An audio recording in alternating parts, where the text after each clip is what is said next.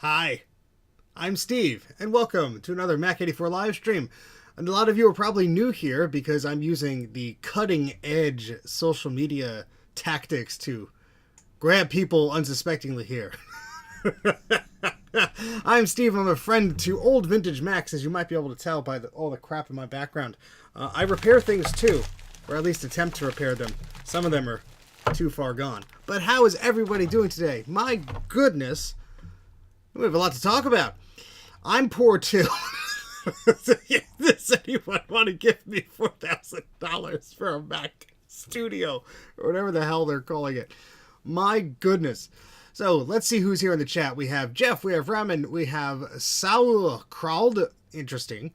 Emily is here again. TomTom Computing said Mac356. So Shoal Fox is here. Addie is here. Kate, the Macintosh Librarian, is here. Savvy Sage is here. CT16 Chris is here. Zodium is here. Zodium's Retro House. And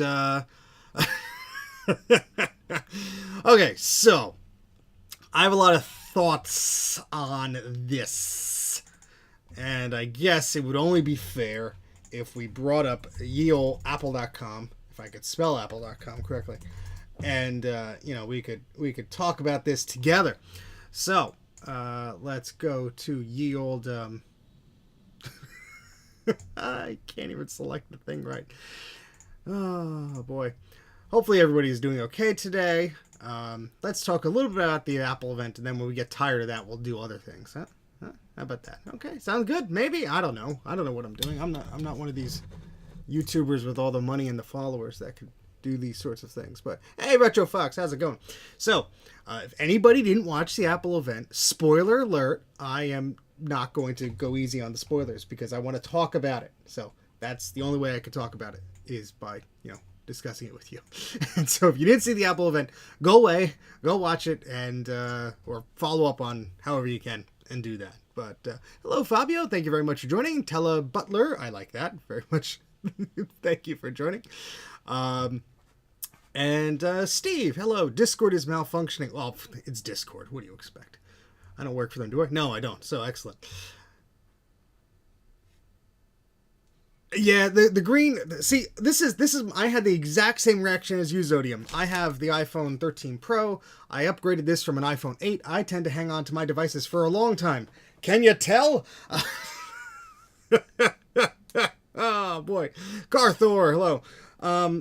Look, I keep my phone in a case. It's never going to see the light of day without a case because I need this to last for many, many years to come.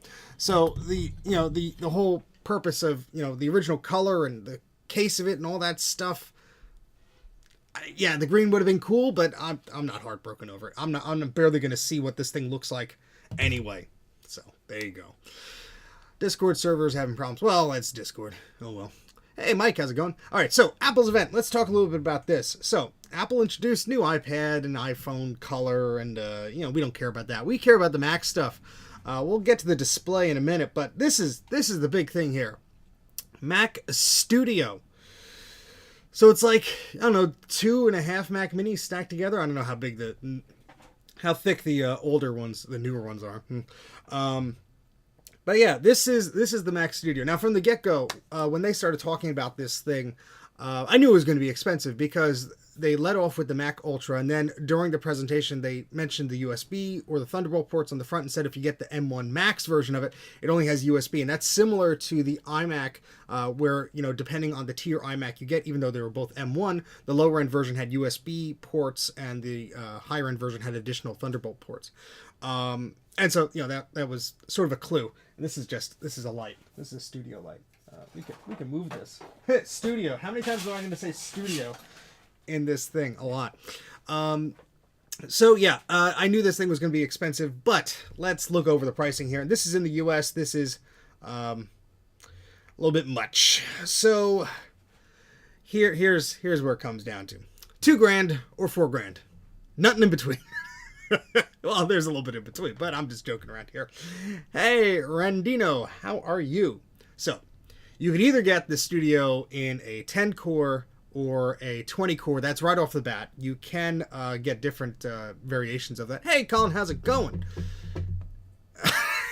Yeah, I know, Colin. The 27-inch iMac is gone. Oh, Colin just caved, and I don't have a job right now, so I I I'd love it, but unless I could like repair like 5 of these logic boards a month, I don't know if that's gonna cut it. We'll see. Fingers crossed.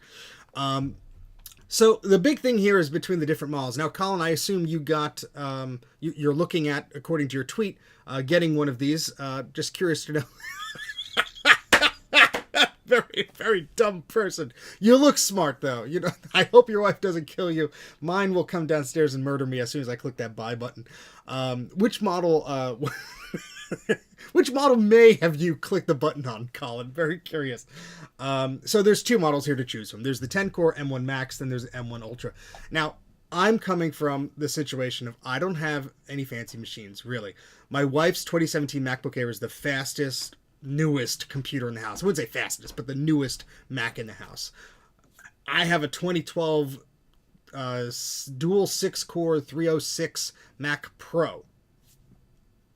And it's from 2012, and it does work relatively fine, except I'm pushing it to do things that it was not designed to do. So it's showing its age in some areas.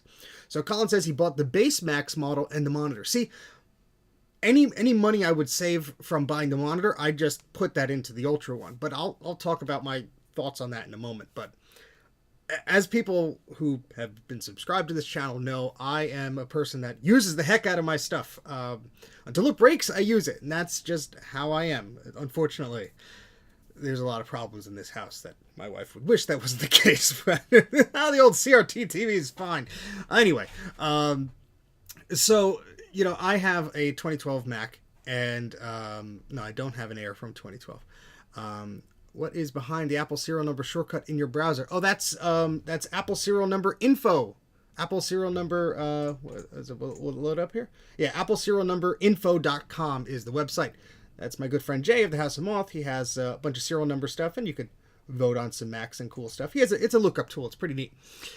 So anyway, fully loaded, maxed out. We'll go through that exercise in just a few minutes, Starbucks Tech. You'll go through that exercise of that. So the thing is, there is some in between here. If we go over here, and I apologize, I'm not looking at the thing because the screen over here is with, well, I guess I can move this over there. We have some options here. So the basic differences between the two, as I understand it now, and this is cutting edge information, so I might just be an idiot not understanding this, but let's make this a little taller. There we go. That's a bit better. So as Colin pointed out, he got, or he may have, don't want to call him out there, may have gotten the base M1 Max model, which I think there's nothing wrong with that. If you're going to get one of these machines, there's nothing wrong with that. I'm coming from a 2012 Mac Pro, 38 gigs of memory, 1 terabyte SSD. So if I were to get a machine that's going to last me for the next 5 to 7 years or something like that, yeah, I would kind of be leaning towards the Ultra. Now let me explain. If we're going to look at the M1 Max here, and let's go just play around here and say we're going to buy this one, okay? If I were to select this one, any meager little adjustments you make here is just going to escalate the price dramatically. So say I wanted to save money on getting the M1 Max, but you know what? Let's bump it up to a 32 core. That adds $200. And you know what? I want the 64 gigs of memory, but I don't want to pay the M1 Ultra price. Let's do the $400 there. And I want the 1 terabyte that the M1 Ultra offers. We're nearly at $3,000 there. Nearly at $3,000. Yeah. Well, see, that's my concern too, Colin. Like, my needs aren't that much, but you know, thinking about like how many years I'm going to have this thing, and thinking about how Apple software updates or application requirements are sometimes, it's like, oh, well, you know, you can only use this if you have the 2021 model with the Ultra chip in it, you know, not the M1 Max. But then again, this is all marketing hype. That's what Apple wants you to, oh, it's 2 of the thing. Go buy it. With on all honesty, the M1 Max is probably perfectly suitable for my needs, but the Ultra just looks pretty. But I'm just, you know, going through the specs here, clicking on some things. You could see that if you're trying to get this sort of comparable to that, yeah, it's what, $1,200 less before taxes and all that stuff. But the second you jump up to that CPU, and you can't get it You can't get the M1 Ultra, it looks like, with 32 gigs of memory. You have to get it with 64 as the base. You can get it with a smaller SSD, and that saves you $200. Oh, gosh. See, the thing is with the M1 Mini, I don't think there's anything wrong with the M1 Mini or the M1 iMac. The problem is, the minute they were introduced, that's a Revision A product, and I always tell myself never buy the first model. Now, technically, the Mac Studio is a Revision A product, but for the sake of argument, let's ignore that because I'm biased towards it. The M1 Mac Mini is fine. The 8 gigabytes of memory up to 16 gigs was kind of a thought of like, but that's the problem, is trying to compare the current stuff that I have now into what these future machines are. And that's what the problem is. Because a 6-core dual processor Mac Pro with 38 gigs of memory or whatever I have in there and a SATA 2 SSD does not directly compare to an M1 or an M1 Max or an M1 Ultra. The architecture is very different. It's a whole different processor architecture. The memory bandwidth and the disk bandwidth are dramatically different. This machine I'm talking about is from 2012, and it was the storage capacity and stuff like that. It only has SATA 2. I mean, even the 2011 iMac had SATA 3, but Apple didn't want to do an update to it because they were doing whatever. But yeah, so Colin is saying, he's happy to see the 32 gigs of RAM on the base. Me too. If they would have put 16 gigs on there, I think everyone would have laughed at them. I think people are laughing at them now, but that's Apple for you. $200, Colin is saying, is better spent towards storage. Towards better graphics instead of storage, to be honest. Yeah, so, yeah, exactly. I mean, the thing is, I don't have that big of a need, okay? But my concern is like, all right, I'm going to dump, like, let's say $2,000 into this machine. 5 years from now, am I going to regret not spending the extra money to make it better? However, the pricing here is cut where it's like, okay, well, it's double the price, essentially. So if we look at this page, we were looking at the Studio one here. 10-core, 24-core graphics, 16-core neural engine. You're basically doubling everything, but you're also doubling the price. So I use a Panasonic Lumix GH5S. I currently shoot in 1080p because of storage issues and rendering problems on my 2012 setup. So, yeah, a newer machine would let me use 4K. It also would eat up a lot more space. But do I really need like all those GPU cores and everything to work with 4K? No, I don't. Would it make it marginally faster? Yeah, probably, maybe. But I did do some benchmarks with my good friend Joe of Joe's Computer Museum and a few other folks. What I did was, this was shortly after the MacBook Pro 14-inch and 16-inch model came out. I sent a Final Cut Pro project, a mix of 1080p and 4K stuff. Nothing too fancy, but it wasn't ProRes or anything like that. It was just whatever came out of the MP4 selection on the device.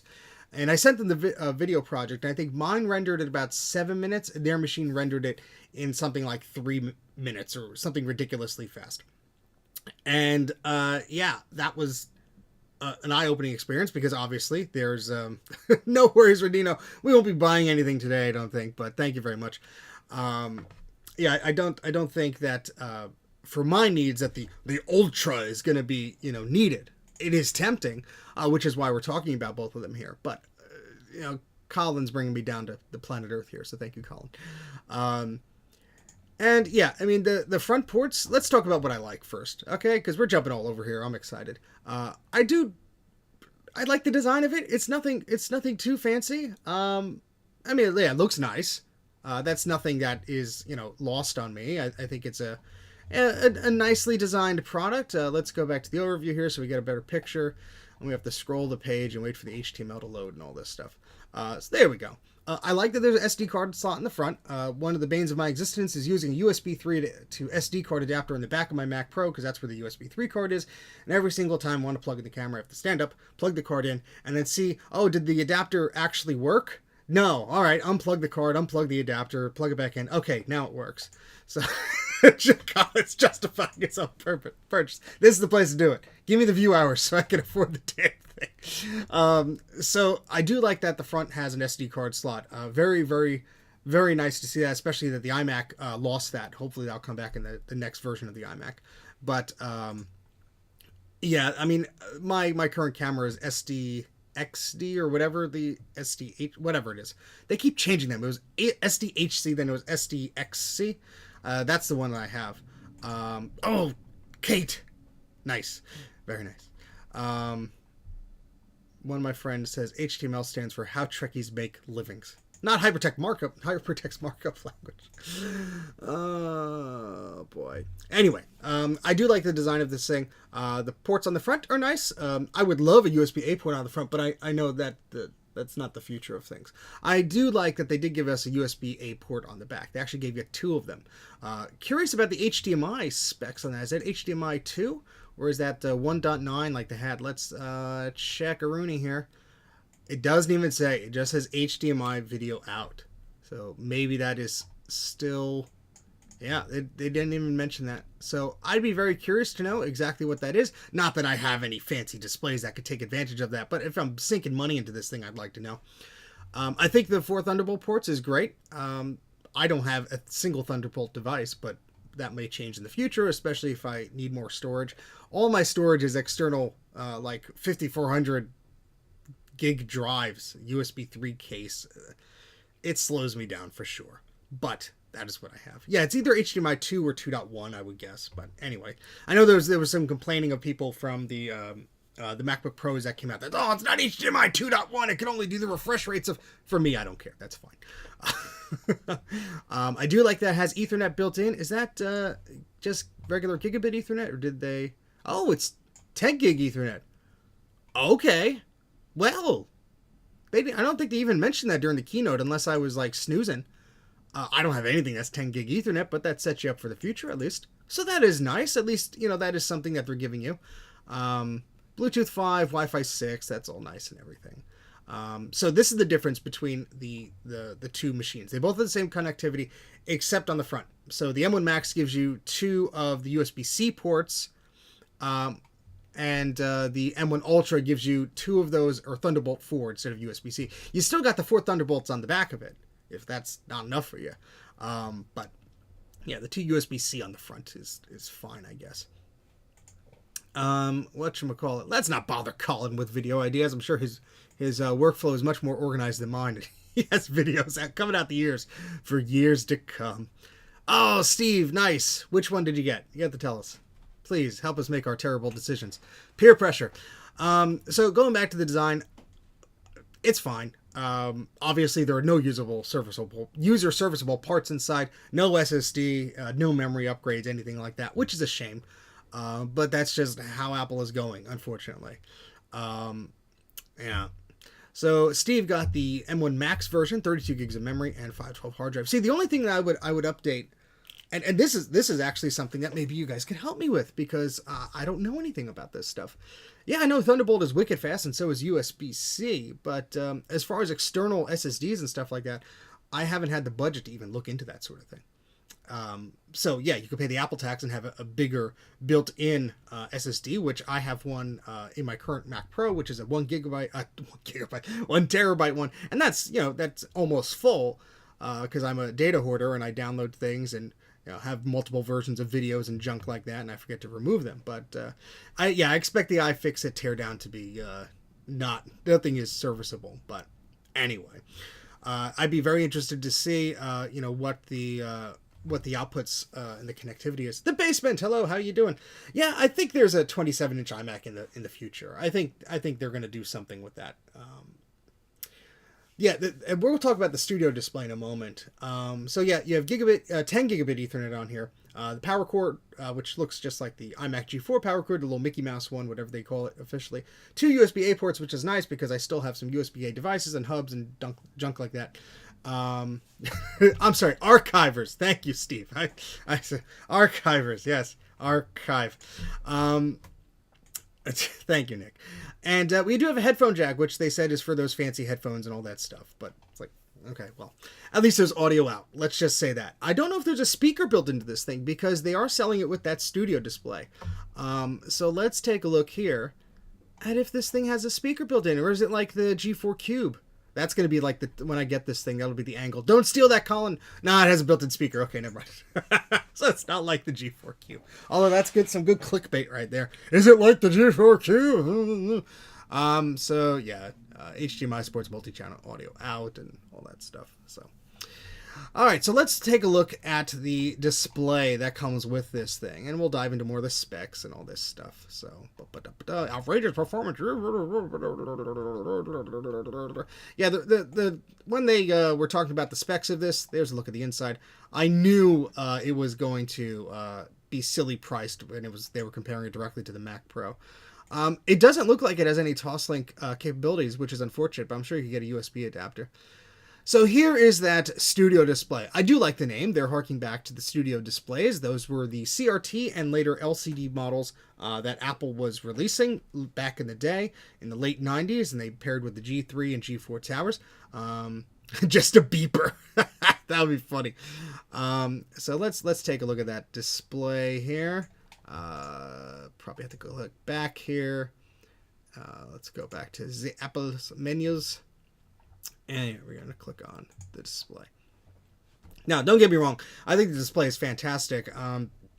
The whole argument of me wanting like an M1 iMac versus an M1 Mac Mini, the display really just crushes the deal because, you're getting a phenomenal display and speakers and a camera and all that stuff. Well, see, the basement, they said the Mac Pro is for another day. They didn't necessarily say that's the only Mac left to transition.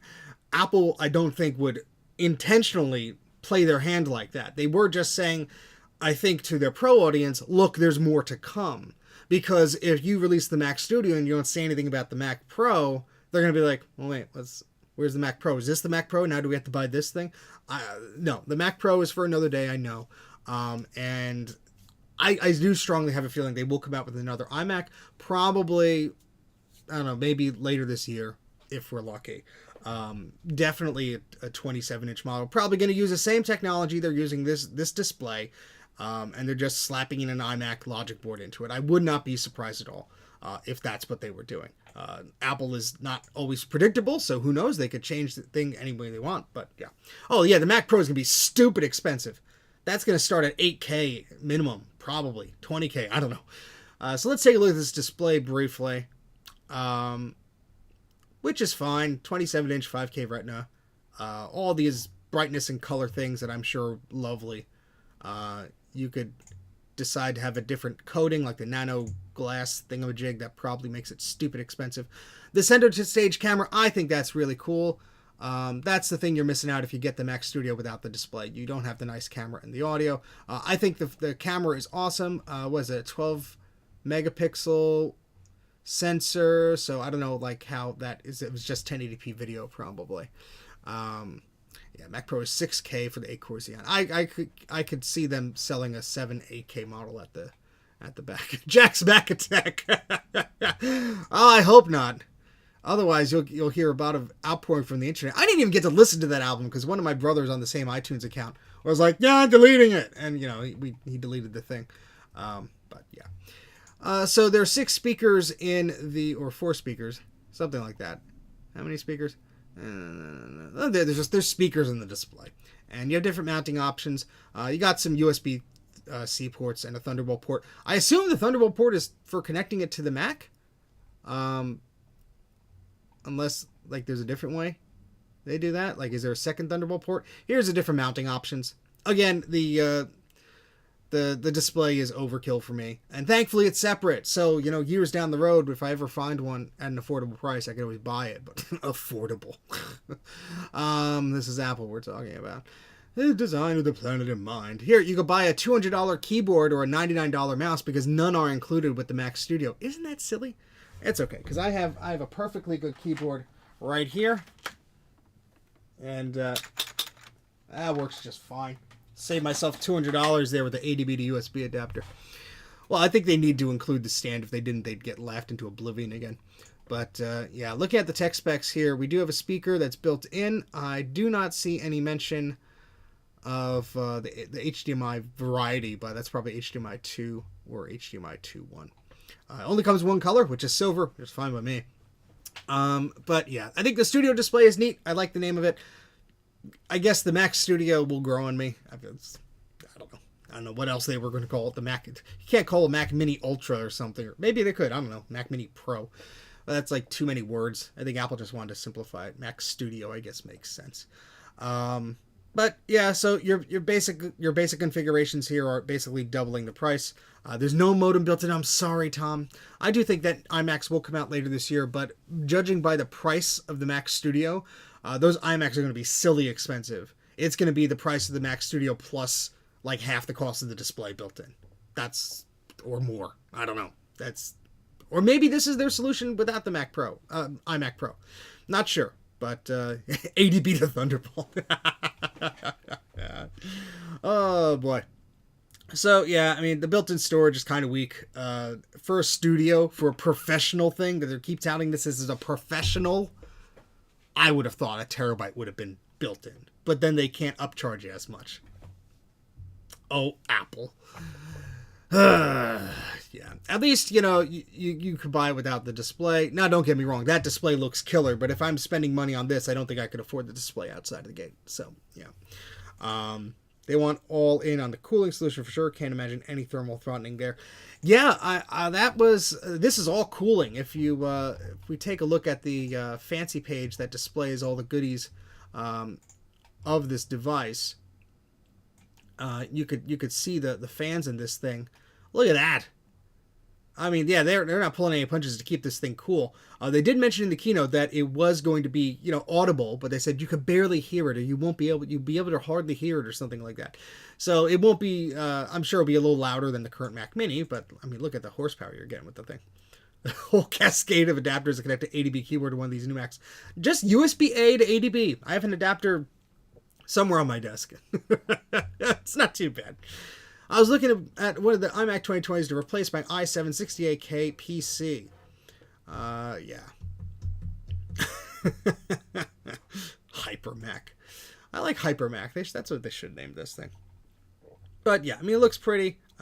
Fits right in. Of course, they want you to buy the display.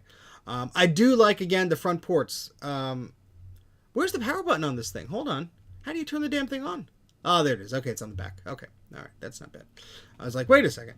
Yeah, I need to clean and organize my desk. Starbucks Tech, I'm just convinced that you're my wife, just like signed on here. You need to clean your desk. You need to clean the basement. Thank you. Love you, honey. Yeah. 5K display. Need more magic. Not for that price, sir. No, thank you. No, thank you. No, thank you. I don't need Touch ID that badly to spend $200 on a keyboard. Ridiculous.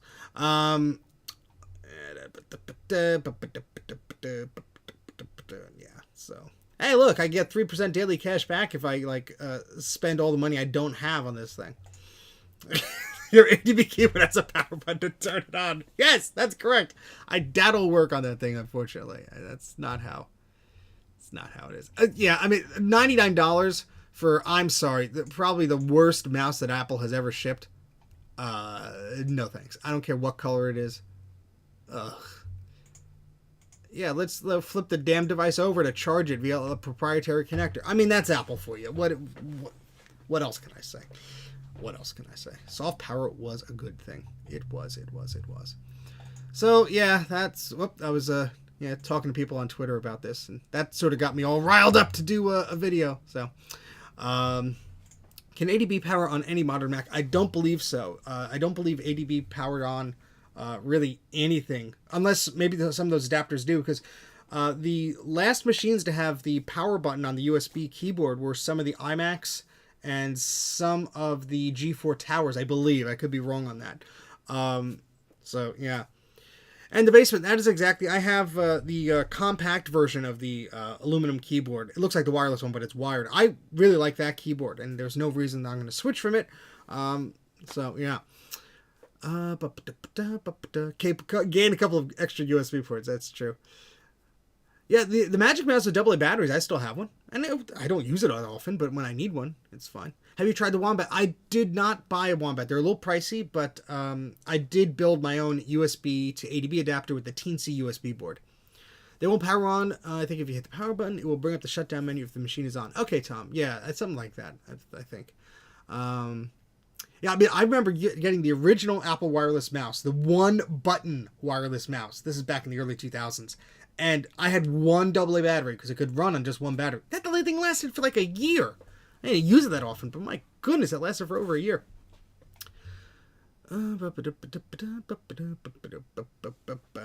Prefer the Mighty Mouse over the Magic Mouse. If the Mighty Mouse little ball did not get stuck with dirt all the time, yeah, I mean, that would be a game changer. But yeah, so that's it. I mean, the iPad Air, that's pretty darn cool. I don't like that they got rid of the green, though. I did like the green a lot, but, you know, this has an M1 chip in it now. So, and we're not going to go over the whole Apple event, but if that was green, but again, it's going to be in a damn case. Probably not going to see it. Ooh, $749 for 256. I thought it'd be $699. Ooh, that's steep. I don't know if it's the chip shortages or what, but yeah, the iPhone is $429 instead of $399, so that went up. The iPad Air, I think the starting price is the same. I don't recall the starting price of the previous model being $749 for 256 gig. I thought that was $699, but what do I know? But yeah, if we went, I mean, anything 64 gig is kind of ridiculous these days, but whatever. And the iPhone SE, fine, nothing wrong with that, I guess. A little pricey, but I mean, it's an iPhone, so you're paying for Apple and all that stuff. And then the new green on the iPhone, just fine, but I have a case on mine, so I don't really care. My problem with this, where's the green? Come on, I know at the end of the video event there was a little bit of green, but where's the green on the logo? And just give us a little glow of green. I mean, you got a lot of purples here. You get rid of this purple, this little pink guy right here. You bring the green in, and that's the 6th color Apple logo. Come on. I Spy Retrotech, hello, welcome. And anybody else who's joining, I don't even know how many people are here, because I'm just going, but 70 people. Hi. I'm Steve from Mac84. Please subscribe. I need to feed my children with the Mac Studio. Please. Yeah, like the video, subscribe, all that fun stuff. What do you guys think about this? I know some of you are already itching to buy one. I know someone in the chat who's already purchased one. Not me. But yeah, I mean, look, it is what it is. Apple's not going to change the pricing or anything like that. Hey, Patrick, how's it going? Hey, Tech190Q. Apple's not going to change the pricing on this. Trina, welcome, Trina. Oh, now we're down to 65 viewers. My hubris got the best of me. But the YouTube Studio website is probably very laggy. But yeah, I mean, look, it's a new form factor. I do like that it's more powerful than the Mini. Yeah, I mean, I'm not a pro user by any stretch of the imagination, but I use my machines for a long time. Oh, well, thank you very much, Savvy Sage. I greatly appreciate it.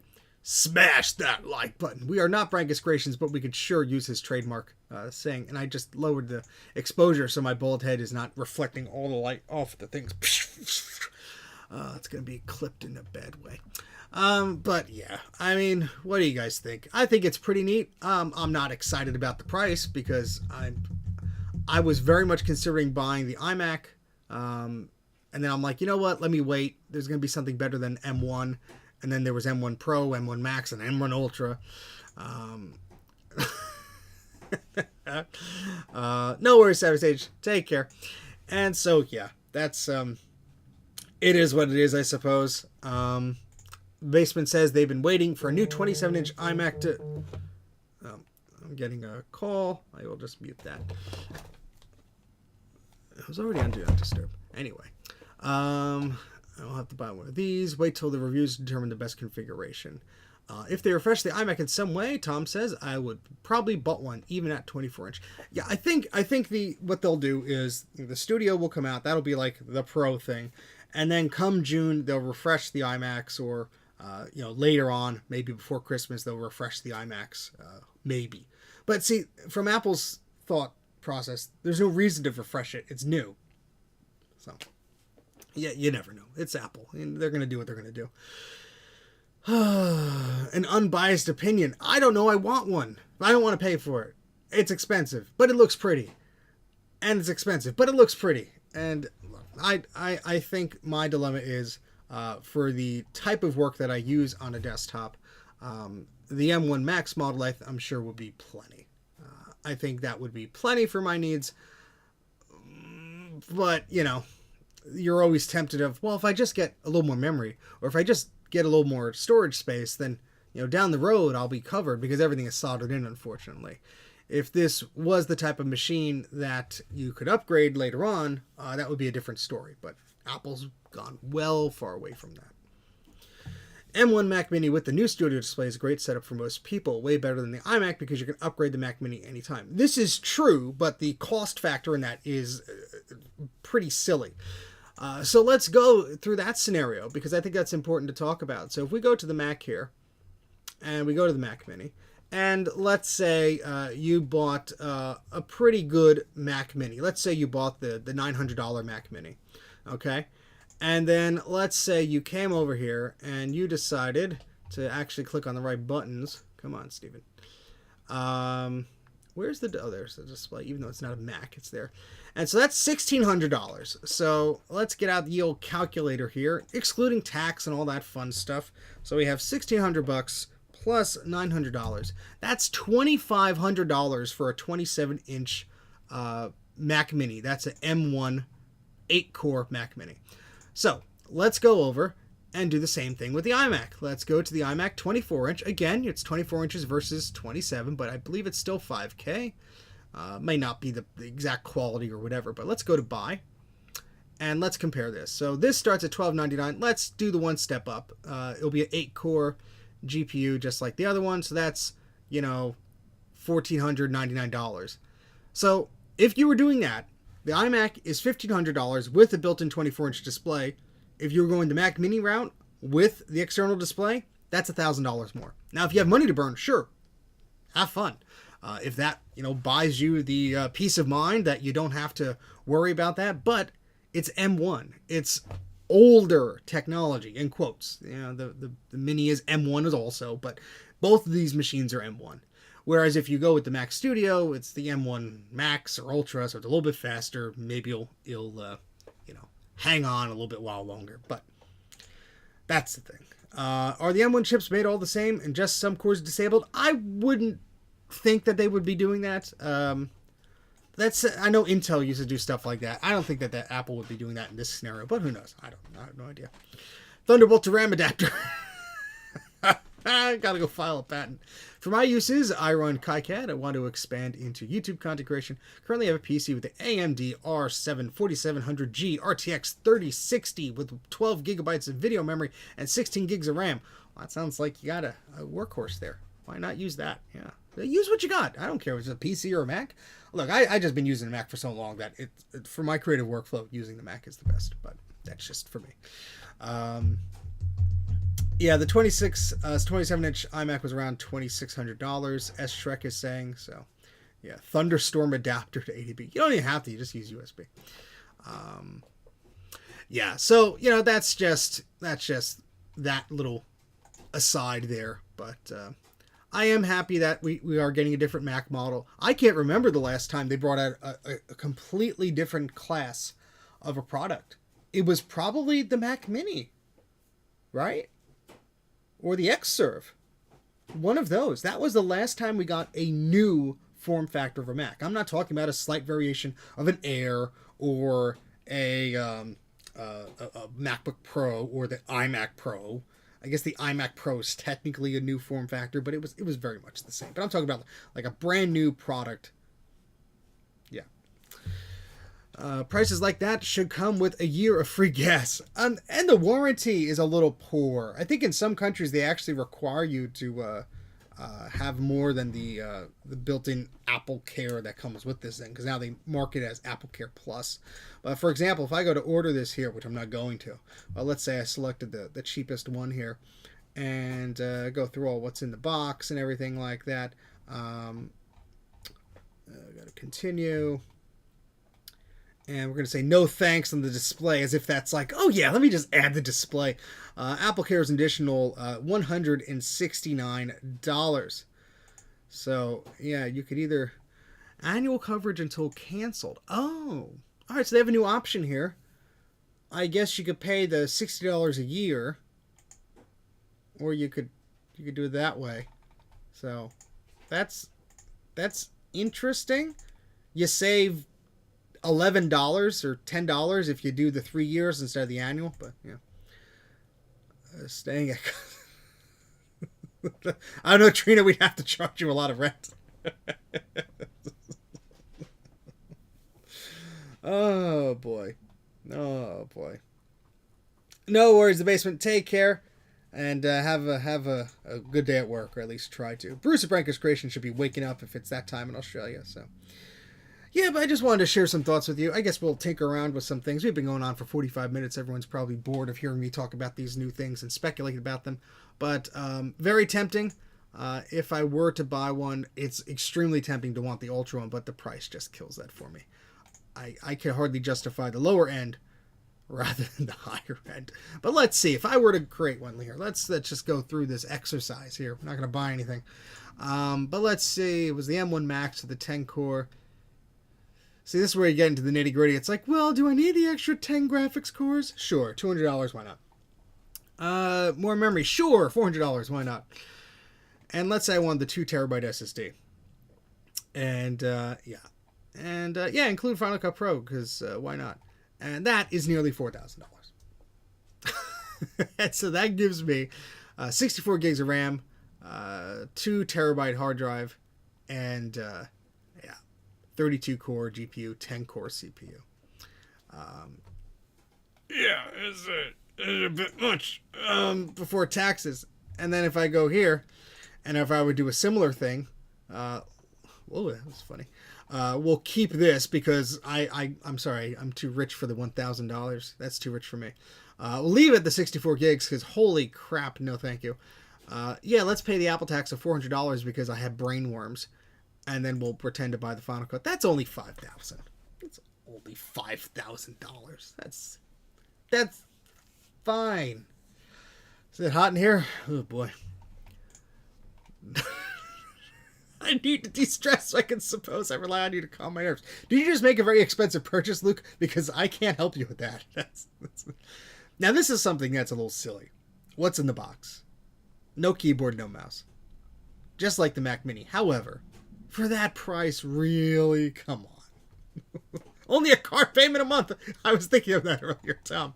And with my luck, as soon as I buy this, my car will explode. But... alright, I think we did enough of the side-by-side window capture thingamajig. Boy. He should be on his iPad. Yeah, well, that's the Mac Studio stuff. Maybe I'll edit this into its own little video, and then we'll get some views on that, huh? So, let's pretend that, and then we'll keep going. Wait, I've ruined the edit. Anyway, this has been Steve from Mac84. Like, subscribe, and all that stuff. You can support me on Patreon for as little as $1 a month. Go to patreon.com/Mac84. And thank you very much for watching. And then we'd cut that, but now we're just going to keep going.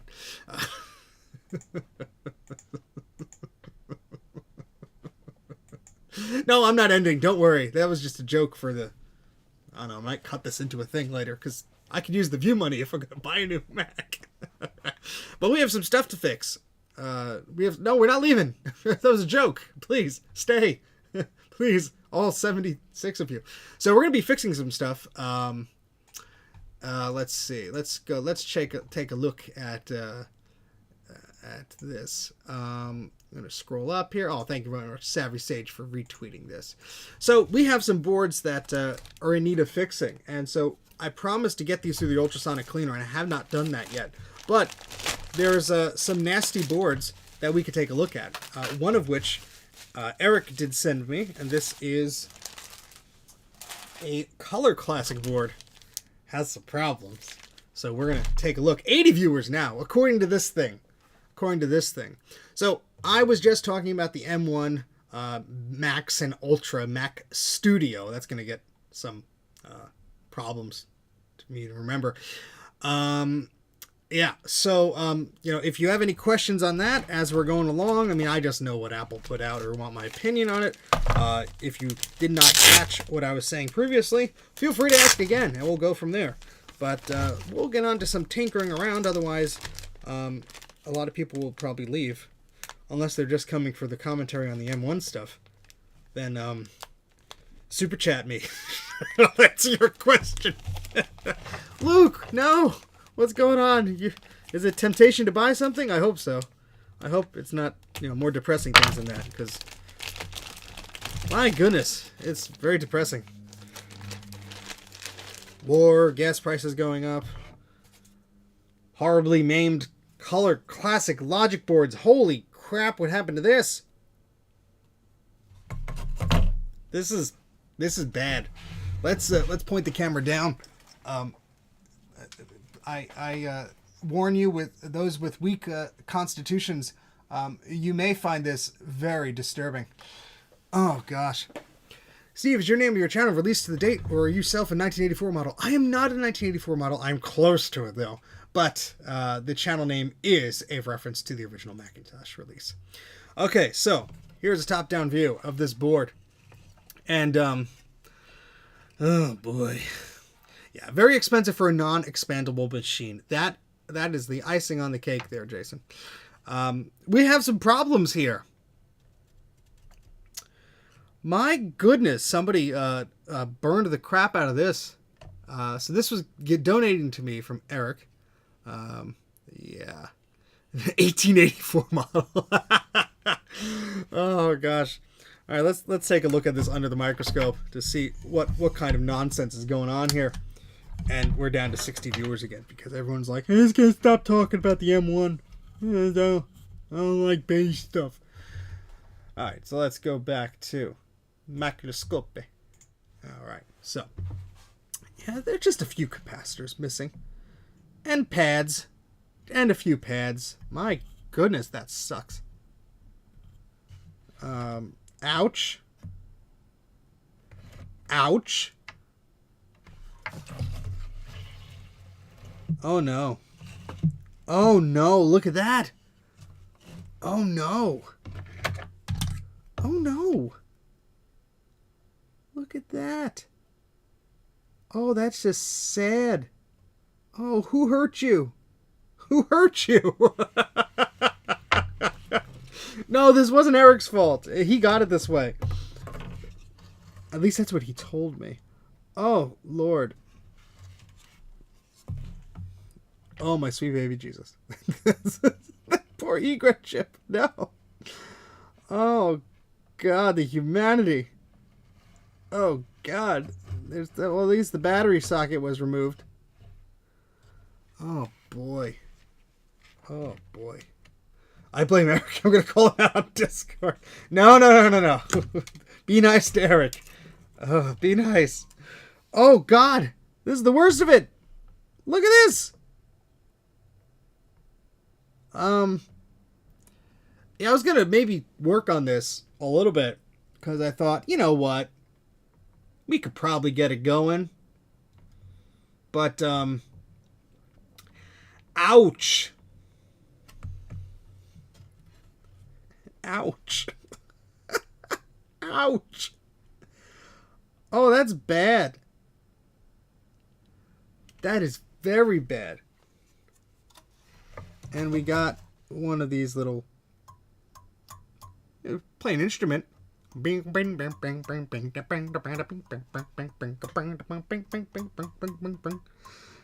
God. I'm not going to say this is not repairable. I'm just going to say, is it worth the effort for a bog standard color classic board? Probably not. Probably not. Ooh, we have some solder balls stuck in the plastic here. Look at that. Oh, look at this. Ooh, you got a bridge there. Oh, my Lord. My goodness.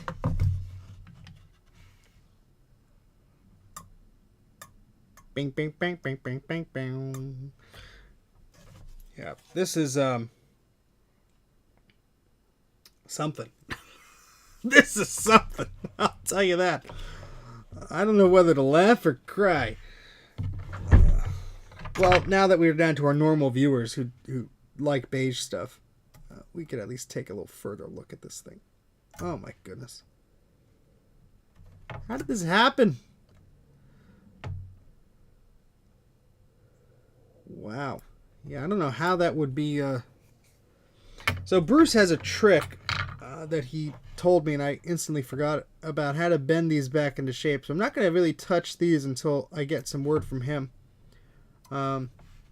Technically, an enameled wire could be soldered here, but this comes into contact with the slot. So whatever repair you do would have to be very much a permanent type solution that would hold up to that abuse. And just looking at this, there are different pins at the top and the bottom. So I would assume that you cannot just simply, wrap a wire around here, because then it'd be connected to something you wouldn't want to. Can a Mac Mini IA compact Mac? I have no idea. Oh, put a Mac Mini in a compact Mac. Yeah, why not? Yeah, sure. But I'm not gonna. Eric, don't look at this. What did you do? Wait, you already seen this. Gorilla Glue that contact down. I don't know. I think we're gonna need something stronger than Gorilla Glue. Oh my gosh. Eric, was this board interrogated by its previous owner? Or, did it survive like an explosion? What happened? We need to know. I know it wasn't you. You wouldn't dare mistreat a Mac like this. Or is that something that somebody who would mistreat a Mac would say? It wasn't me, I swears. I swears it, copper. Yeah, so look at these lovely solder balls here. And we have that connection just bridged by a bunch of lovely solder. Oh. Yeah, this is like a banjo. Bing, bing, bing, bing, bing, bing, bing. All right, so let me get some tape here, and we'll just hold that down, just so it doesn't break off. So it might be salvageable. I'll leave this up to you guys. Would you like me to mess around with this board? And I'm gonna explain the details here in detail. I'm gonna explain the details in detail. Would you like me to play around with this horribly disfigured board, or would you like me to continue the work on the boards that we were messing with yesterday? And that would be the Classic 2 and the 575. Because at this point, this is a little bit silly. I mean, let's see if there are any CPU pins missing, because that would just cement this. No, it's still there, unfortunately for me.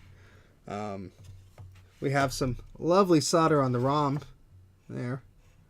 Somebody really, really just was going to town on this one, huh? My goodness. Hey, how many Apple Studios did you buy today? -20. Fix the SE battery bomb board. Oh, boy. Work on the board. I love the drama. We have the technology. We have the capability. But we don't want to spend a lot of money. Oh, boy. Fix my other boards. Yeah, I'm... This is kind of like a lost cause. Nah, you know what? Look. I think the worst part of this is this pin. Assuming this pin and the surrounding pins on the backside could be replaced, I'm not seeing anything 100% horrible here. All of these capacitors, we could find the pads. It's going to be a lot of work. We could find the pads and get those all fixed. We could probably get all the solder out from between here. That goes to places it shouldn't. We could probably salvage this terrible mess of I don't know what. I mean, a bomb went off here, obviously, or someone just got happy with their pliers. That is probably salvageable. Some pads are actually still on here. Wow, that's a big surprise. And if this egret chip, or whatever they call this U7 chip on this model, is working, well, then, we should be in okay shape. However, do I need to fix this board? No, this is a parts board. Maybe we'll do a dedicated video about this, huh? But I'm not throwing it out or anything. So I do have other boards to fix that are plenty dramatic, I swear. I would say see what you could do with the board. Yeah, so what I would do with this is I would take all those caps off. I'd help it out, but this is the hindrance here. If this was not here, I'd spend the time today just to mess around with this. But this is not going to make a solid connection to the machine, and that's going to be problematic. So, yeah, we're going to have to figure out something about that. Oh, boy. Parts are lots of love board. Yeah, this is true. This is true. So, I did not do any of the ultrasonic cleaning that I was supposed to do. I got up from my stream with a somewhat sore neck of looking into the microscope, went to eat dinner, and passed out on the couch. But I do have those boards right here. And this is the Classic 2 board with the egret of regret chip that we had to fix up. Let's see, Eric's name is on there. And, yeah, I guess we can ultrasonically clean it, but then we'd have to dry it and all that stuff, and then you hear a buzzing noise in the background for a while. I did not show it the fourth board, so we can do that. I do repair services. Because of my previous employment, I was a little bit hesitant to do more of them. But I am catching up on my backlog, including Eric's boards here. If you go to mac84.net/web or go to mac84.net and click on that modern button, I apologize if you have to type in http://mac84.net because the www is screwing up on my redirect and all this crap. Are there N64 emulators for Intel Macs? There were for PowerPC, so there better be for Intel. If you want to submit your board for repair, there is a little form to do that, and you can go ahead and do that. And I will get to it when I can. I will say there's probably a few dozen entries in there, people waiting for me to fix stuff, but I have been purposefully not responding to them because I have a lot of boards to repair. That whole top shelf of stuff I still got to either mail out or do whatever, and I've just been not in the state where I could do that. So, yeah. What is that red computer? That is my brother's old Pentium 4. Move that over. Sorry, my brother's old Pentium 4 case. A bunch of the bezels are missing. There's a 200 megahertz Intel Pentium in there, and I've been trying to get something in there to work for. I have to do some PC related stuff, but yeah, yep. OpenEMU, yes, that's one of them. That's one of them. Yeah, let's show off that board. So Eric gave me a bit of a... I took it out of the box. That's why the box is so light. Is that here? Uh-oh. Where did it go? Oh, here it is. I put it on the side. And this is how things get lost in your basement, Steven. So who wants to guess what type of a board this is? Costs too much to ship my board. I'm sorry, Rutger. That is the curse of me being located where I am, I suppose. But hopefully you could find other individuals like me who could do this. No, it's too small for a 2FX. But how about this? Let's move these boards back here. We'll put this over here. And we'll take a look with the above cam view, huh? And we're going to have to zoom out, actually, because... it's a big boy. There we go. Not a Quadra 950. That would be bigger. Let's see if you folks can guess.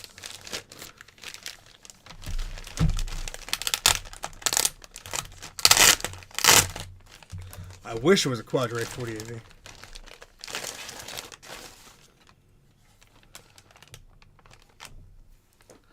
What you guesses? What you guesses? It's a lovely board, I'll tell you that. It is a lovely board. And it's a Power Mac board. I'll give you the hint of that. It's a Power Macintosh board. So you have a lot of cool stuff on here. Oh, 4400 is a close guess. A close guess. Not 1993. Nope, not 1993. 1995. What was going on in 1995 in the world of Macintosh?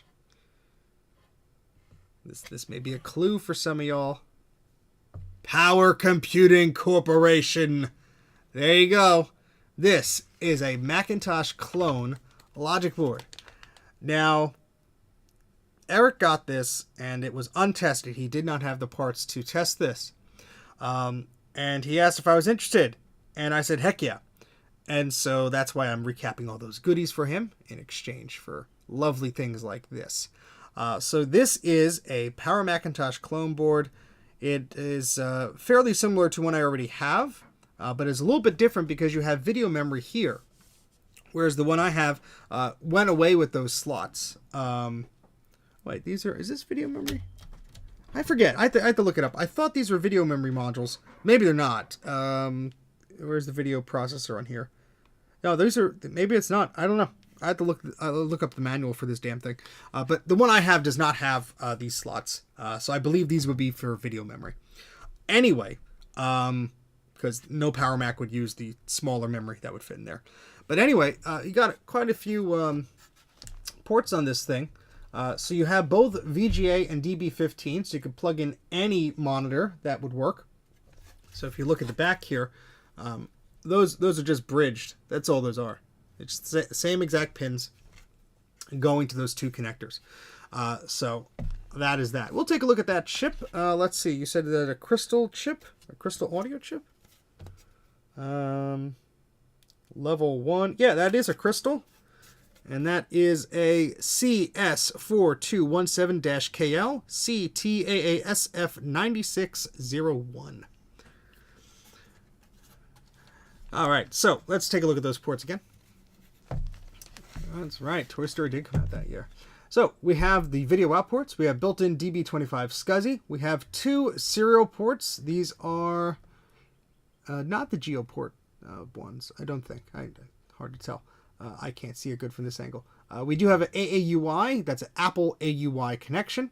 And then we have an Ethernet jack on board, which is very nice. Now, these are both 10 megabit. They're not 100 megabit. So you could always add on a PCI card, which is nice. You do have a ADB port.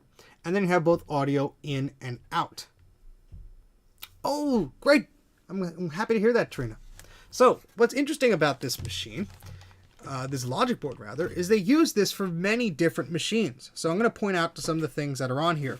So we do have a ROM sim slot, although the ROMs are actually here, I think, if memory serves. Yeah, there's the ROM slot and there's the cache slot. Now on some Power Macs, these were interchangeable. But we have a ROM sim slot, we have a cache sim slot. Here is the CPU card. So this has no processor on board. You would have to put in a CPU, like a 604 CPU on a card. Just slide that in. You might be asking what the heck this slot is. Unfortunately, it's not for a second CPU.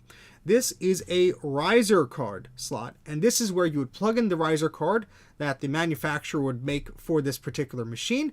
And the reason why this board has a lot of things missing off the internal architecture of it is so it could be easily produced as a custom built on-demand type scenario. So this could go in a case that could accommodate, let's say, 2 PCI cards, and this riser would just have 2 PCI cards, maybe a graphics chipset on board. Or you could have a bigger desktop case using the same board and have the PCI riser have 5 PCI card slots. So there's a lot of functionality here that was able to be adapted. You also see there was an onboard SCSI port, but right next to it, you see it says internal fast SCSI, and these have chips and things that are not populated there. But you could see if they wanted to add a second faster SCSI bus, all they had to do was populate those areas. They did not have to produce a brand new board. There's an onboard floppy connector here. There's the cache slot here. There's a battery connection there. There's what looks like that egret CUDA chip, whatever it's called, and there's a CUDA reset switch there, which is nice. So, yeah, the board looks to be in pretty darn good shape. I believe it just uses a standard ATX power supply. And the caps don't look too bad. It's a Power Mac, so hopefully that wouldn't be a problem. It's just missing a processor, and I guess you might need the PCI riser card. Unless there's video built into this product here. There might be. That might be what these slots are for. I'd be very curious to take a look at the specs here to see if there's any onboard video memory on this device. Just seeing if I recognize any memory chips here. Probably not smart enough to do so, but sometimes it's written on the board in a very nice way, and it's very easy to see. Let's see here. And I still have the camera turned upside down. Sorry. Level 1. That's a U7 chip. That looks like a networking chip. Are there any chips next to the video ports? They go all the way down here, down here, down here, down to this VSLI chip. I have to sneeze. Sneezed. Okay. Yeah. So the majority of the traces from the video ports back here go down here, over here, over here, over here, and over here. And if I put my front thumb there and match my finger to the other side, you can see that's where this VLSI chip is. So maybe we're getting some video processing and memory out of that. We do have 2 modules that were given to me. These look like cache or ROM modules. So Eric included these.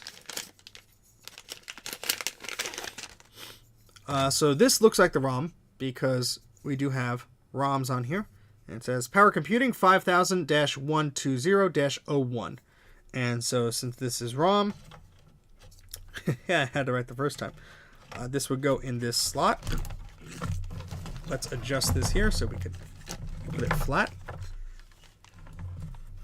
Yeah, see, the same thing on my Power Center Pro, Colin. The video chipset is actually on the riser, which is interesting.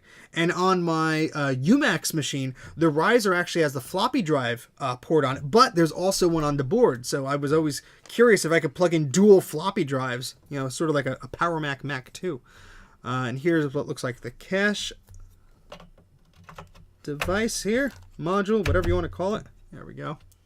So, hey Adam, if you did, congrats. If not, maybe you're just joking. Yeah, so let's take a look. I guess I could try and power this up. Yeah, why the heck not? What else are we doing here? Not much. Let me get a few things. I'm going to need some memory. I'm going to need a power supply. And I think that might be the bare minimum for here. Where I'm going to get a power supply is a good question. I do have a PC one here, but I literally just stole that out of something for something else. So might have to look around a little bit. I was not planning on playing around with this at this exact point in time.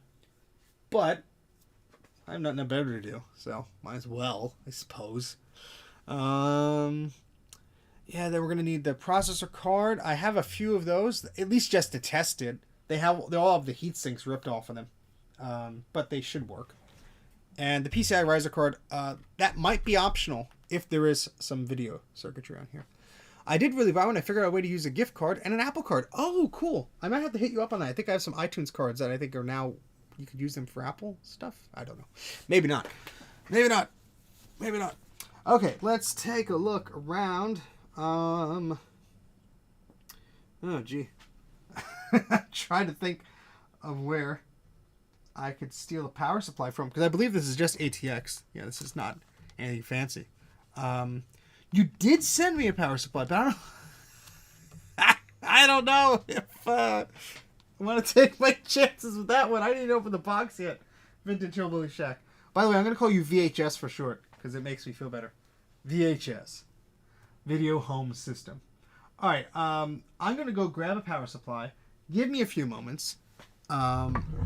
Let's, not the powers, the CPU card. Okay, well, I have a few CPU cards.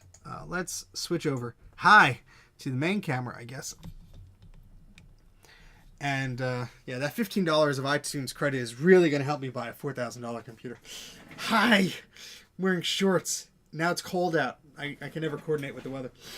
Okay, so I guess I could rip the power supply out of this PC. Just for testing purposes.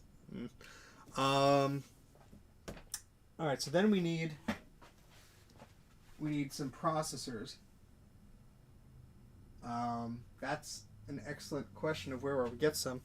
I think I have one in this drawer here. Let me move. I have tripods everywhere. Yeah, let's move this out of the way.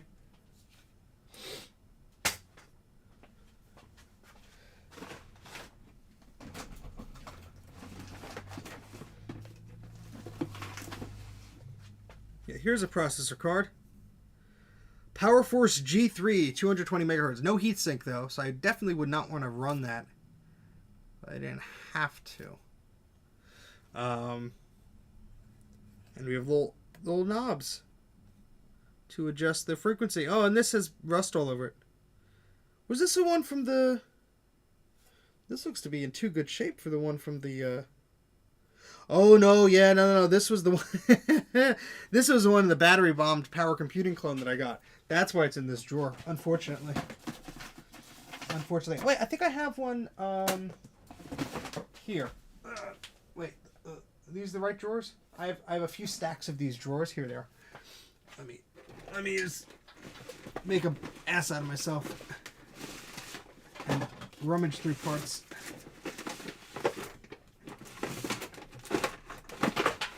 He said ass, and you could see his ass.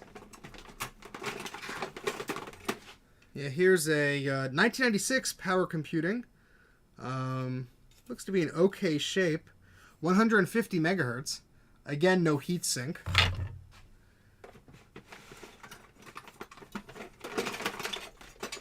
Here's another one. This is a UMAX one. And look, it's got a header up there. But I believe that's just jumpers. Again, no heatsink. And a little component is halfway falling off of that. I do have ones with heat sinks on. Let me go to the other side of the basement and grab that. I'll be back in a minute. Okay, Vintage Hillbilly Shack. I wanted to do that just for a video, just for its own video, but maybe we'll have to eat into that. But just give me a moment here. I'm just going to walk to the other side of the basement and grab some parts.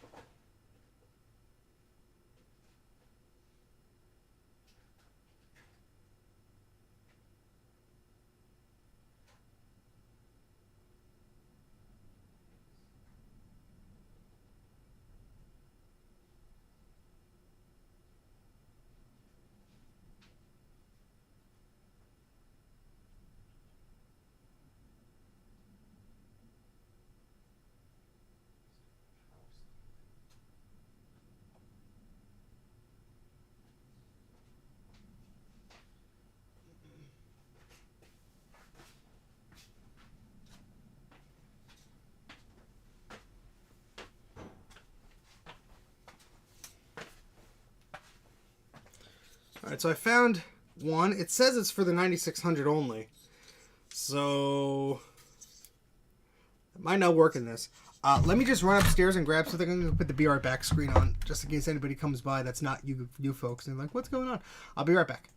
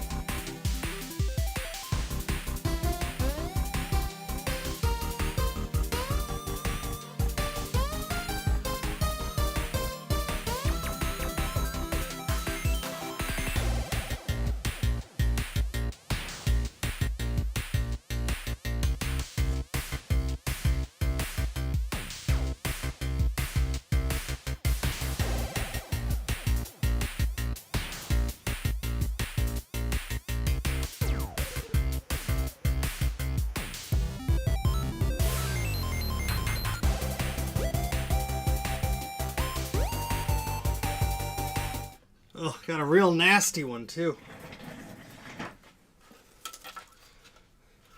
I don't even know if this works, but I guess we'll soon find out. It's got PCIe things and all sorts of fancy stuff. This machine has no idea what it is. Let's make sure that ATX is going to connect, and it does not. It has the extra 4 pins for the Pentium what's it, but I think you could just plug it in and leave those 4 pins just not plugged in, right? I don't know what I'm doing with PC stuff, but ooh, that pushes it right on the cap, so that must be good. Let me give you a look there. Oh boy.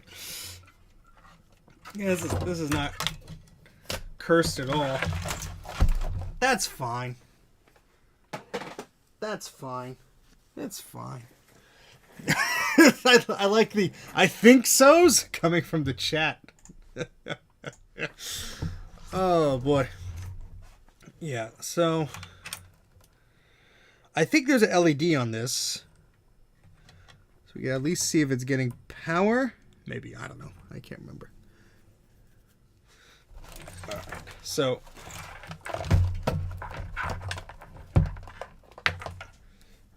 oh boy. What's wrong, Thomas? Luke, rather.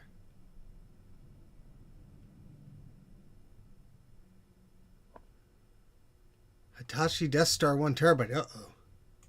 Where's Ron? No, it's just chance. Eep. Very old SATA dock. It's been very reliable.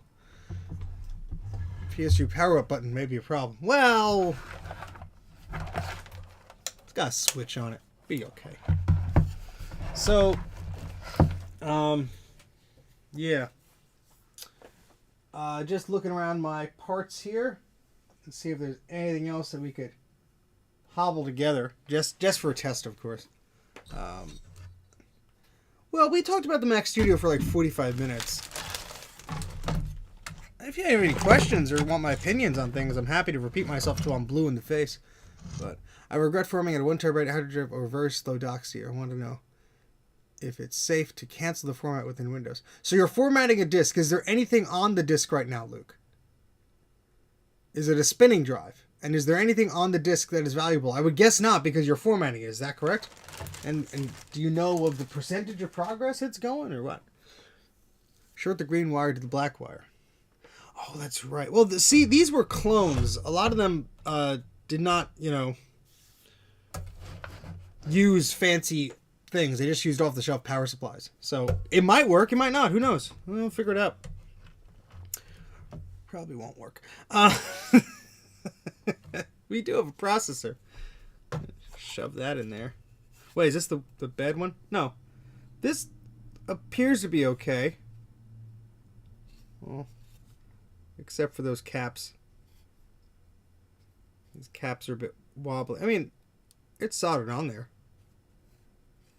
Wow. We'll figure it out. No, we're not going to be following the 8-bit guy and his ideas. Ah, nice and smooth.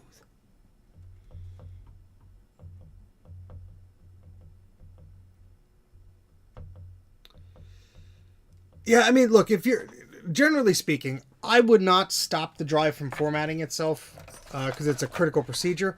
However, if you feel like you're doing it wrong or you need to stop for a reason or you think it's going to take another 24 hours, I'd leave it up to your own judgment to stop it. I don't think you necessarily break the drive by telling it to cancel. But, that's, I don't know. I don't necessarily think you cause any problems, but I don't want to be responsible for you breaking your hard drive because 1 terabyte is nothing to shake a stick at. So, okay. What we're going to do here, we were going to find some memory because we do need some memory here. And I think that might be all we need. Yeah, I mean, this processor card doesn't have a heatsink on it, but if it's turned on for like 2 seconds, it should be okay. Is that a ROM sim at the bottom of the PRAM battery? This is a cache module, and then this is the ROM sim. All right, let me just take a look over here. I know I have a box of other stuff. Let me see if any of that would be prudent to use. I need to see where I could steal some memory from. Just walk over here.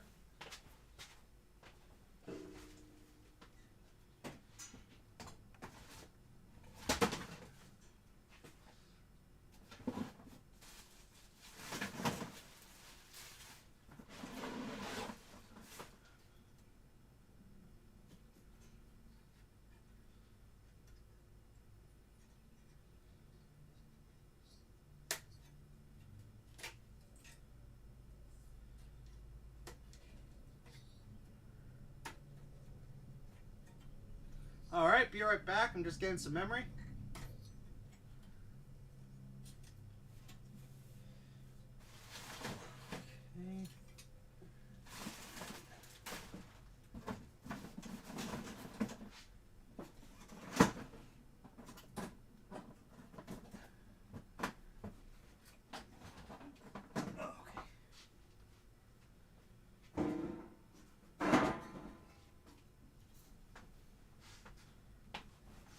All right, let me just put some of these parts down here.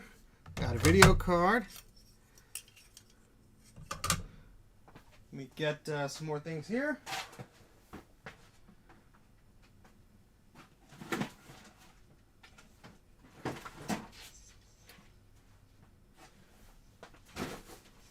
And we have another processor card here. This is from 1997. Not exactly sure which machine this went in.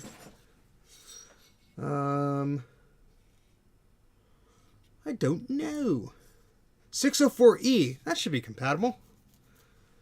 Famous last words, right? So we're gonna try with the questionable processor first, because if we break something, we break something. But yeah. Hey, Garth, how's it going? All right, so let's take a look at what we have here. We have some memory. This is a 32 meg memory module. This is a 64 one, so we'll be testing it with, oh, I wish I had something smaller. Well, what's the worst that could happen? A lot. A lot.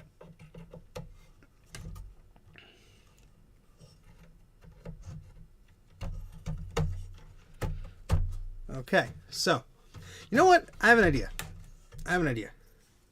We're going to test it just without anything in it.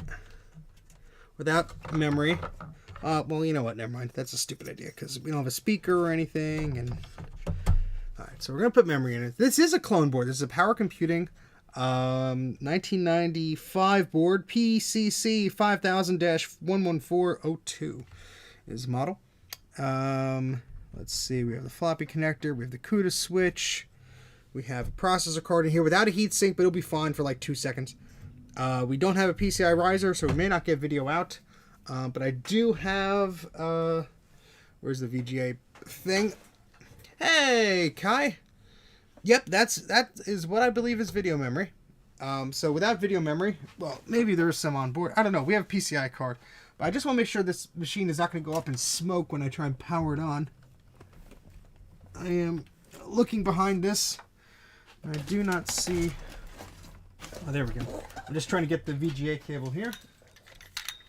We can plug it into something. The auto chip is from 1996. Well, that's cool. This little port here is for Apple graphics cards. I've never really seen it used, but I've seen mention of it quite a few times. I need to plug the video scaler in, so we're going to unplug our Dremel. I really need to plug that other power strip in here.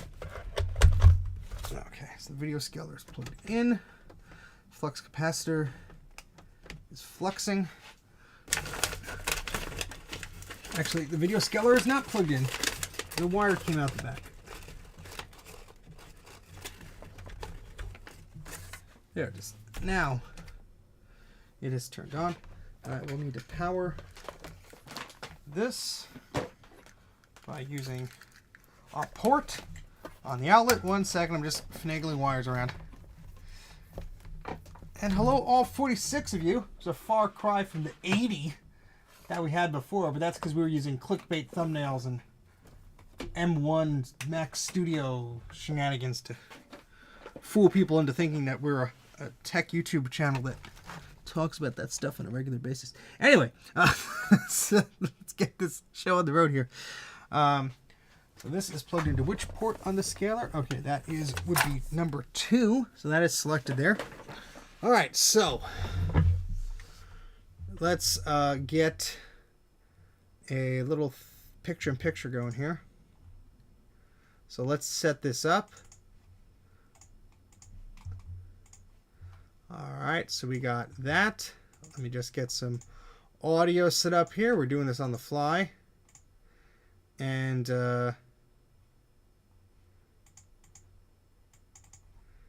oops, that's the wrong one.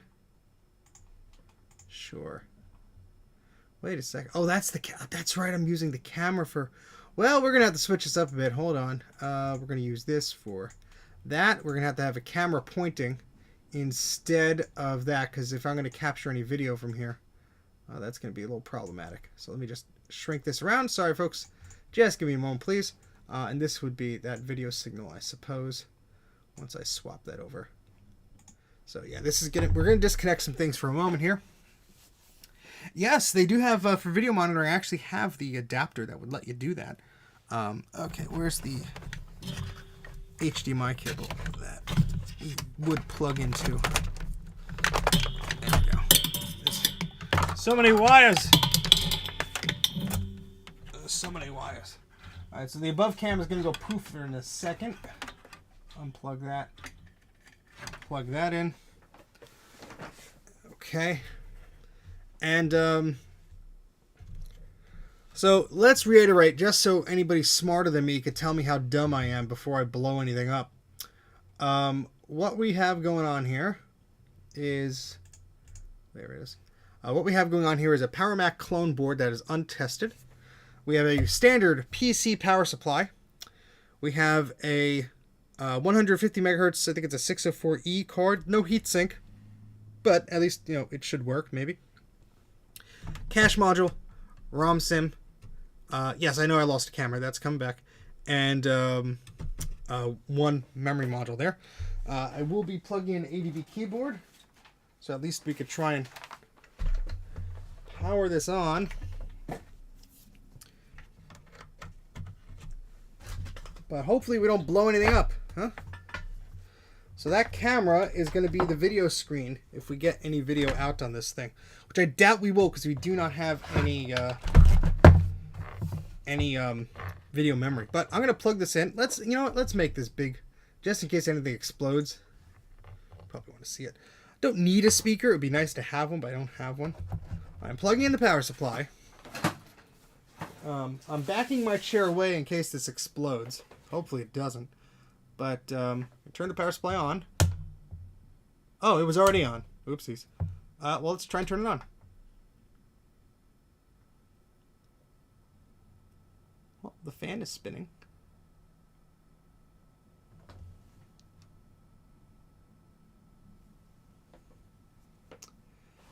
Yeah, without a speaker, I'm not going to know if it's doing anything. Let me turn that off. I think I have a speaker around here somewhere. Yes, one is right up here. This is for an older machine. Let me see if I could find the header. That's power switch right on the board. There is a power switch one. LED. Oh, the speaker is a 4-pin speaker. 4-pin. Okay. Well, I do have headphones. I can at least plug in the headphones. Let me grab my headphones. So let me do that. We'll see if we hear anything. Let me put the headphones on.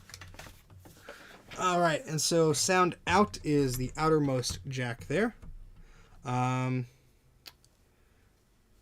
we have a screwdriver just so we could jump the power switch if we have to.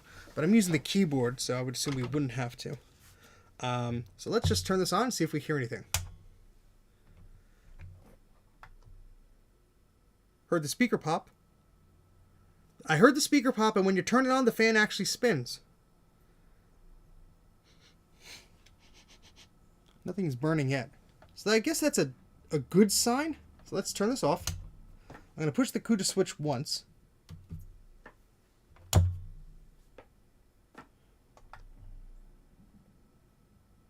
I definitely hear the speaker pop. Happy to hear it, Luke.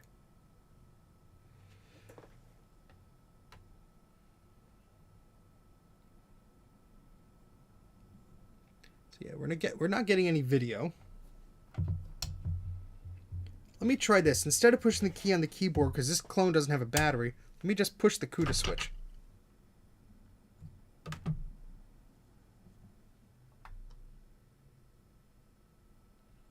I am getting noise, but not a bong. Yeah, the audio and video get out of sync when I have too many cameras. Sorry. Let me try and resolve this problem by doing this. Let me just switch around here 1 second. Did that help? No, it did not. Oh, you pain in the butt. OBS runs much better on a Windows PC, unfortunately. Let me just go to the camera and like do that. Nope. How about that? Yeah, okay. That's slightly, but whatever. The closest I'm going to be able to get at this point in time. Okay, so what's going on? Let's try another memory slot just for funsies here. Of course, this CPU could be toast.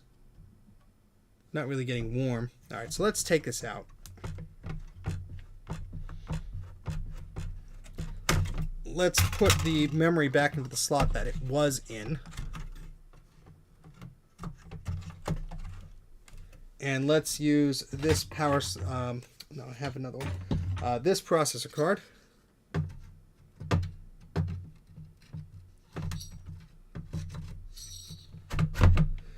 And see if we get a bit different result. Okay? We're going to turn this on.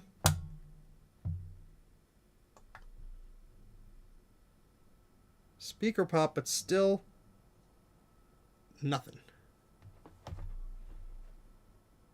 Hopefully it will support more than a Mac Pro 2012 does.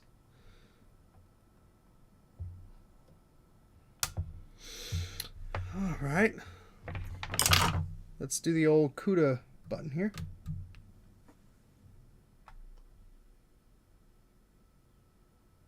Yeah, very interesting. I probably do need video memory. So let's turn this off. At least nothing is exploding. But there might be some video circuitry on the PCI riser card, which is not installed. This should be a 32-bit system, I believe. Let's just check in anything else here. We don't have a PRAM battery, but that, you know, sometimes you don't need them on these machines.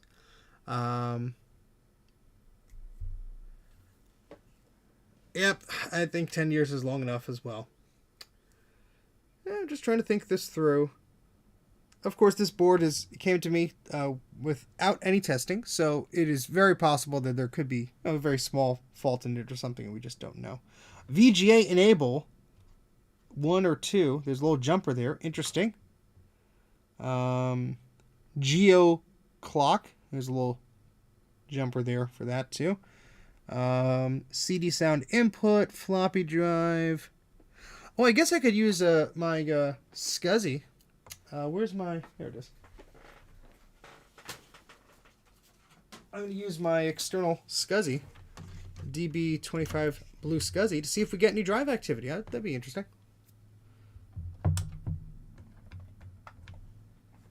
Got some lights on there. So it's powering the SCSI device, which is good. So these are all semi-normal signs of the Mac trying to start up. I don't think I'd have any video memory, unfortunately, so I don't know where I would get video memory like that. I would need a PCI riser card, which I think I could steal from the Mac clone that I got that exploded. Let me see if I could find that. I have headphones on. Let me take these off. Because that's in pieces. That's currently in pieces. Let's not trip over things. Oops.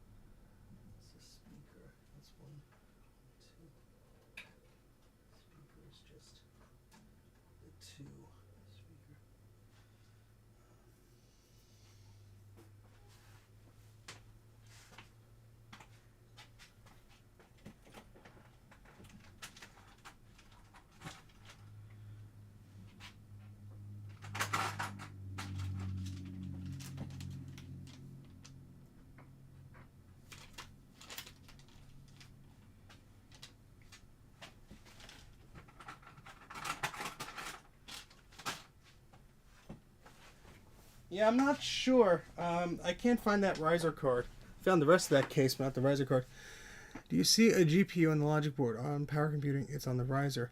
Yeah, so it might be missing that circuitry to produce video. I did find a different memory stick. We could try that just for fun.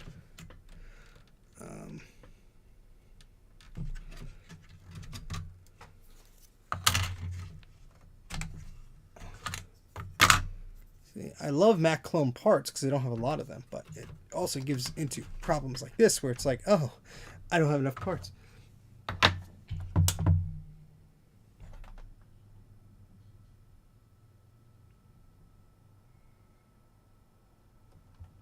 The riser card basically looks like it plugs into here, and it's a straight card, almost like, you know, processor card or whatever. So like this, and then it would just have PCI card slots.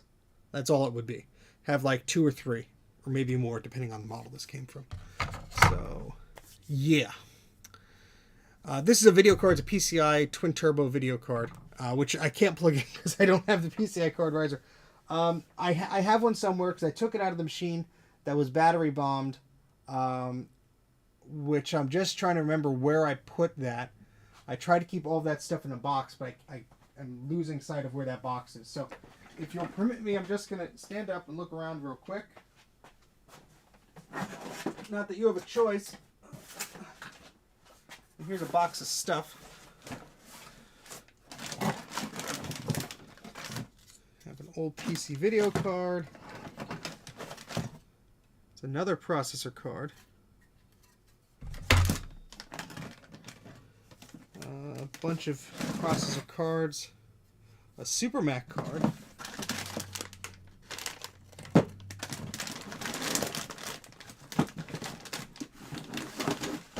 G3 personality card, an old video card for PC,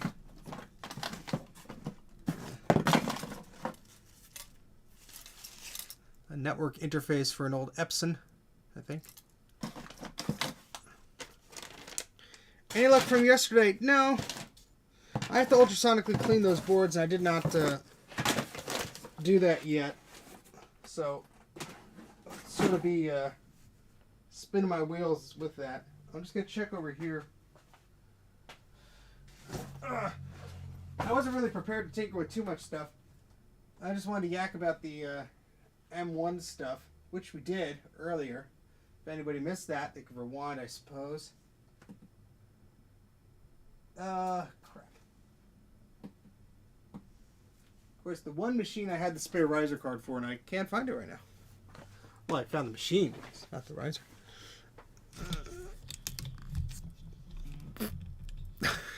Well, see, all the pins for these video ports go to this VLSI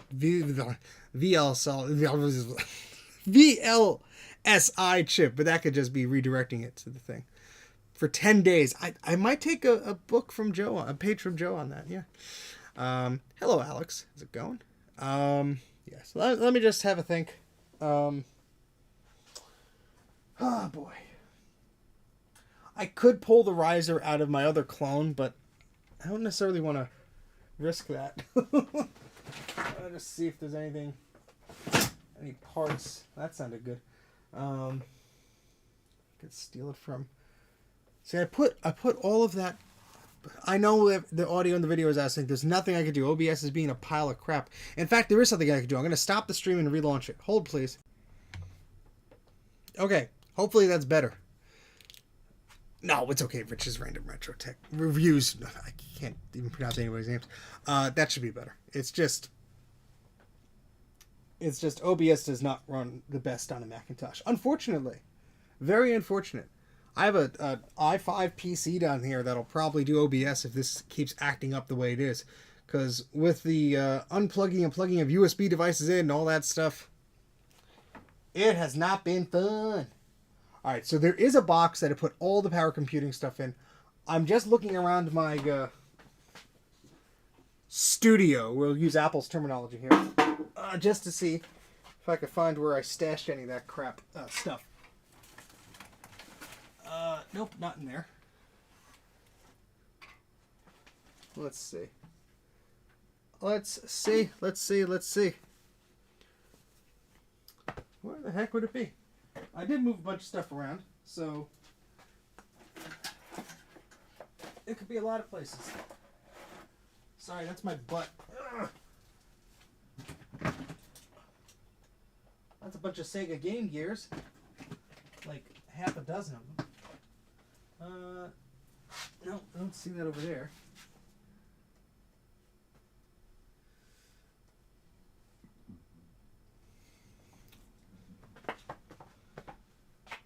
I'm going to check behind this desk.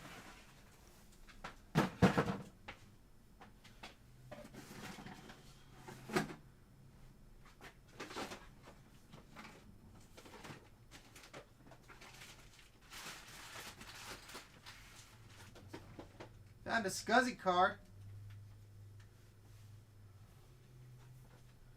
Let's see. Found some memory.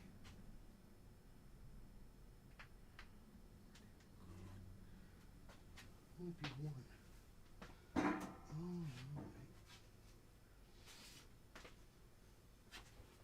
nope, never mind. I do not have a spare PCI riser because I just looked at the machine that was battery bombed, and all the PCI card slots are there. So unfortunately, I do not have a video card riser for this, and I don't think I have any video memory that would fit in there. So we're sort of at an impasse here. I don't have the ability to further test this at this moment. The only other PCI card riser I have is does not have graphics stuff on it. You should recap the Game Gear systems, all of them, and put that chunk down. Yeah, well, they're just sitting there. Is this your shop / basement / garage? I'm new here. Just curious about all the cool stuff. Oh, well, this is my basement. Yes. This is the studio, or whatever you want to call it. Finally received my 2 CI, and it's in pristine inside that I can see. Not so much as a dust bunny. We'll pull the drives after lunch to check the battery. Good luck there, Jeremy. Yeah, they're a fun system, but yeah. Sorry if the video quality is not good. OBS is telling me everything's good, but yeah. All right, so we're getting some power to the board. The speaker does pop, but without video, it is not happy. I'm just going to be curious. I'm going to unplug this VGA connector, and I'm going to toggle this jumper that says VGA enable. Maybe I'll disable it. Maybe it'll chime. Who knows? Let's try it. Nope. Speaker popped, but that's it. So that really didn't do anything. But there's a little jumper on the board. It says VGA enable disable. And there is J26, which is not labeled, but yeah. It's just because StreamYard, so I could join in. I don't use StreamYard a whole lot, unless I'm planning to have somebody join in, because then I know to do that. But yeah. What make model is this board? I was late to stream. No worries. This is a Power Computing Macintosh clone board. It's a copyright date of 1995. Model is PCC 500011402. This could be configured with a majority of things. We're going to switch back to the above camera because we are obviously not using the VGA capture thing anymore because we're not. Let me plug this into there. There we go. Maybe. Come on. Yeah, kind of. And if we go back to that. There we go. So, yeah, that's what the board looks like. I hope so, Luke. Good luck. No worries, Joe. And Eric, if you find a riser for it, cool. If not, don't worry. I've seen some of those risers on eBay, but they're usually silly prices because people just, think it's, some Apple thing that's very rare and expensive. In reality, a lot of the risers were very, very much the same across the board. At least it didn't blow up, it didn't spark or anything like that, so that's good. And I know this power supply is a nice spare one that does work, so how about that? Hey Mike, how's it going?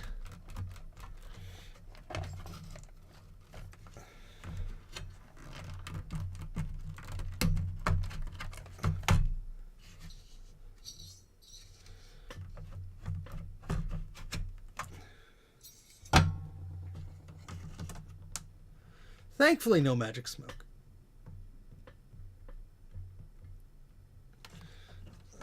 These ROMs and... Oh no, that did not sound good. I was about to say these are a pain to take out. Okay. Ow. Like gouged my hand while doing that. And I heard like the ripping of plastic, but it's fine. It's totally fine.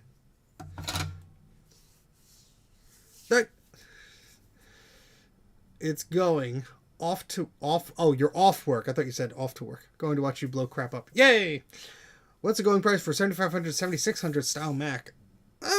I've seen them sell like at the VCF Midwest, Adam. They were like, I think some of them sold between $60 to $100 depending on the condition and memory and hard drive working and all that stuff. I would guess maybe around there, maybe higher. You know, if you were selling and shipping it and stuff like that.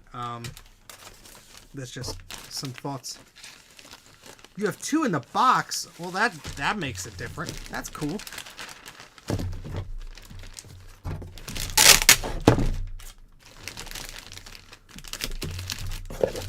All right, so that's that board. Move that box out of the way. Let's put everything back where it came from so we do not mix things up again, because that would be bad. That would be very bad.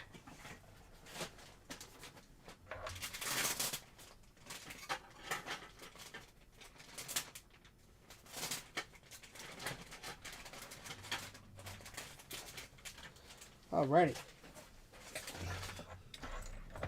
Well, we didn't really get much accomplished, did we? Well, Adam, good luck. Which model did you get, if you don't mind me asking, Adam, of the Mac Studio? Mac Studio.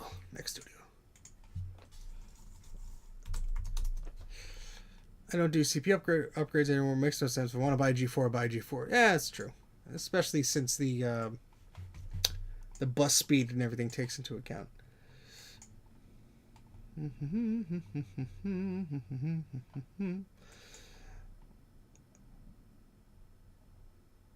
I'm just reading some things here. M1 Ultra chip supports up to 5 external displays. That's a lot. The complete Apple Studio setup with everything maxed out costs $11,000. Does not surprise me. Does not surprise me.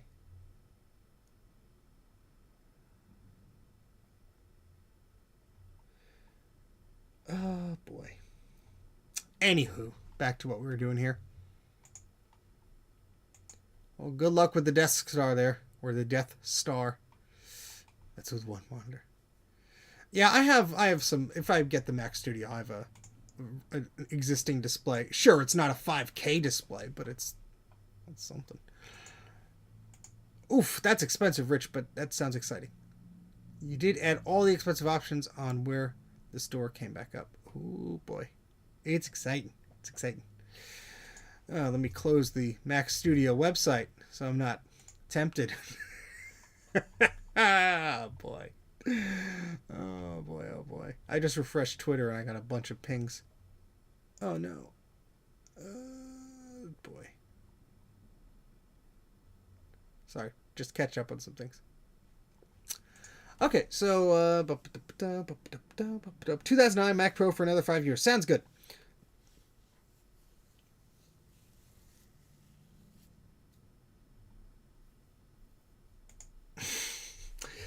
All right, so I'm just sort of trying to think of what to do here because I have to put those 2 boards in the ultrasonic cleaner, and that's going to be noisy and it's going to take some time. But what I'm thinking is,